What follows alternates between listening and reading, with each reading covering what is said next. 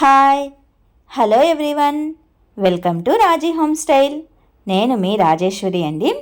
ఈరోజు రాజీ హోమ్ స్టైల్లో సామాన్యుడి స్టైల్లో చికెన్ కర్రీని సింపుల్ ప్రాసెస్లో మనం ఎంత తిన్నా తినే కొద్దీ తినాలనిపించేలాగా ఉండేలాగా ఈజీగా ఉండేలాగా చికెన్ కర్రీని ఏ విధంగా చేసుకోవాలో ఈరోజు ఈ వీడియోలో చూపిస్తానండి. ముందుగా నేనైతే ఇక్కడ 1/2 కిలోమైన చికెన్ని తీసుకున్నాను. చికెన్ని మరీ పెద్ద ముక్కలు కాకుండా ఇక్కడ వీడియోలో చూపిస్తున్న విధంగా చిన్న చిన్న ముక్కలు అయితే కనుక చికెన్ కర్రీ అనేది బాగుంటుందండి. కొద్దిమంది పెద్దవి చేసుకుంటూ ఉంటారు, నేనైతే చిన్న ముక్కలనే లైక్ చేస్తాను. ఒక బాండీలో కాస్తంత ఆయిల్ వేసేసుకొని అందులో శుభ్రంగా కడిగేసిన చికెన్ని వేసుకొని కాస్తంత సాల్ట్ ఉప్పు వేసేసుకోవాలి.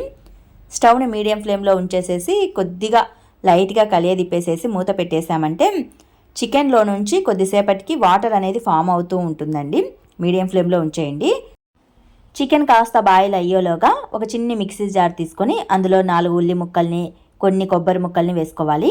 2 చెక్క పీసెస్ని, లవంగం పీసెస్ని రెండింటిని వేసుకోవాలండి. ఇందులోనే కొత్తిమీర కాడల్ని వేస్తున్నాను. కొత్తిమీర ఆకుల్ని సపరేట్ చేశాను, కాడల్ని వేస్ట్ చేయకుండా మసాలా వేస్తున్నాను. ఇందులోనే కొన్ని అల్లం ముక్కల్ని, వెల్లుల్లి ముక్కల్ని వేసుకోవాలి. 2 టేబుల్ స్పూన్ల ధనియా పౌడర్ని, 2 టేబుల్ స్పూన్ల చిల్లీ పౌడర్ని వేసుకోవాలండి. 1/2 కిలోకి ఈ క్వాంటిటీ అయితే సరిపోతుంది. మసాలా మరీ ఎక్కువ కాకుండా ఇలా ఫైన్గా పేస్ట్ లాగా మిక్సీ పట్టేసుకోవాలి. కొద్దిసేపటి తర్వాత చూడండి, చికెన్లోంచి వాటర్ అనేది ఫామ్ అయిపోతూ ఉంది. అలాగే ఉంచేసామంటే వాటర్ అనేది ఎగిరిపోయి ఇలా ఆయిల్ అనేది పైకి తేలుతూ ఉంటుంది. అలా ఆయిల్ అనేది చక్కగా పైకి తేలుతూ ఉంటేనే చికెన్ అనేది చక్కగా వేగినట్లు.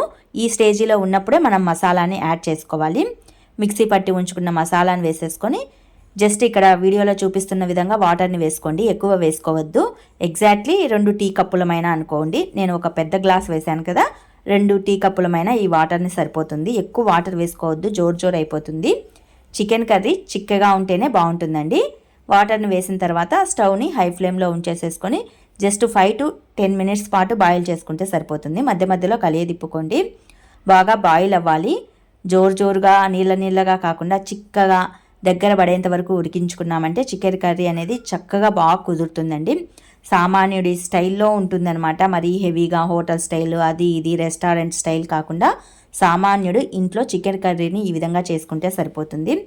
కొద్దిగా లైట్గా కొత్తిమీరని స్ప్రింకిల్ చేస్తే సరిపోతుంది. ఇంతేనండి. తినే కొద్దీ తినాలనిపించేలాగా ఉండేలాగా ఈజీగా చికెన్ కర్రీని ఇంట్లోనే మనం ఈ విధంగా ప్రిపేర్ చేసుకోవచ్చు. ఈ చికెన్ కర్రీని రోటీలోకి, చపాతీలోకి, పుల్కాలోకి, ఈవెన్ దోశలోకి, అలాగే పూరీలోకి కూడా చాలా బాగుంటుంది. మేమైతే రైస్లో తిన్నాము. మరి మీకు ఈ సామాన్యుడి స్టైల్లో chicken curry recipe preparation video నచ్చినట్లయితే మరికొన్ని ఇలాంటి రెసిపీస్ కోసం do subscribe my channel. Thanks to watch this video.